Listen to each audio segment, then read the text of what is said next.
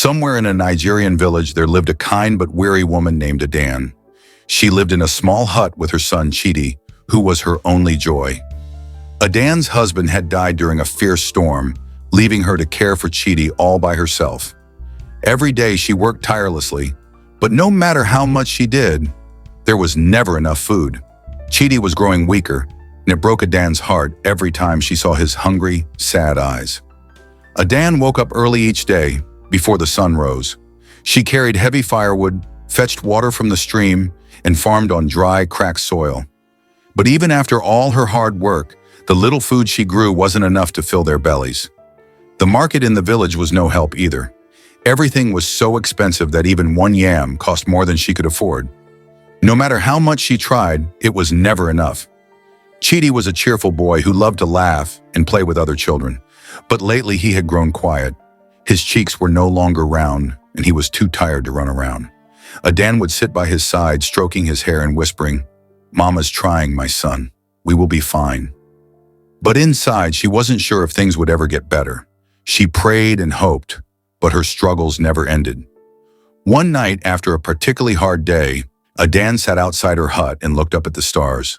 The moon was full and bright, and the sky was quiet. Tears rolled down her face as she whispered, "I just need one day to rest." One day without pain, hunger, or sorrow. She didn't know why she said it out loud, but it felt like the stars were listening. She repeated her wish again, softly. Suddenly, the wind stopped blowing, and the air became very still. The night, which had been calm, now felt cold and strange. A shadow began to form at the edge of the forest near Adan's hut. Her heart raced as she stood. "Who is there?" she called out, her voice shaking. The shadow grew larger until it stood in front of her. It was a tall figure cloaked in black, with a voice as soft as the wind. You called for me, the figure said. Adan trembled, but did not run. "Who are you?" she asked. I am Death, the figure replied.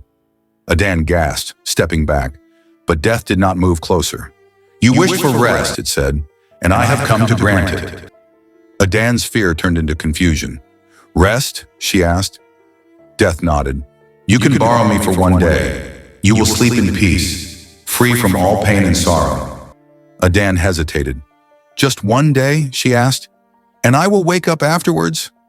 Death's hollow voice replied, Yes, you will return after one day. But you must understand, death is not a game. If you borrow me too often, I may not give you your life back. Adan thought about it and nodded.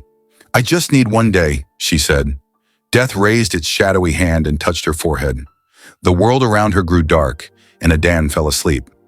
The next morning, Chidi woke up and found his mother lying still on the floor. Mama, he called out, shaking her gently. She did not move. Panic filled the little boy's heart.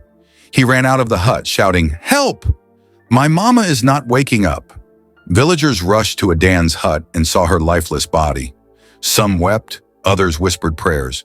She has left us, one elder said sadly. They began preparing to bury her.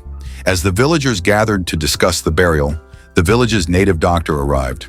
He was a wise and respected man who understood things no one else could. He looked at Adan's body and said, Her spirit has not traveled far. Do not bury her yet. We must wait until tomorrow.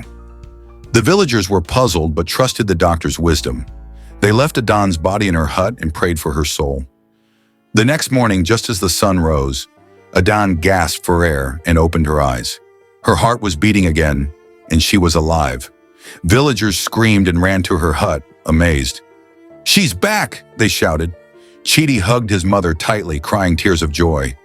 Adan smiled and whispered, I'm here, my son. The villagers called it a miracle, but Adan knew the truth. She had borrowed death and returned to life. At first, Adan felt relieved. The rest she had experienced in death was peaceful and calming. She felt no hunger, no pain, no sorrow. But when the hard days returned, days of hunger and exhaustion, Adan remembered the quiet peace of death. One night she made the same wish. Death, I call you again. Let me borrow your peace for a few days. Death appeared and reminded her, Do not borrow me too often. Adan agreed. This time she borrowed Death for 3 days. Before she closed her eyes, she left Chidi with her neighbors, telling them she needed to visit a faraway farm deep in the forest. She lay down on soft grass and let her soul leave her body. For 3 days she rested in peace, free from all the pain.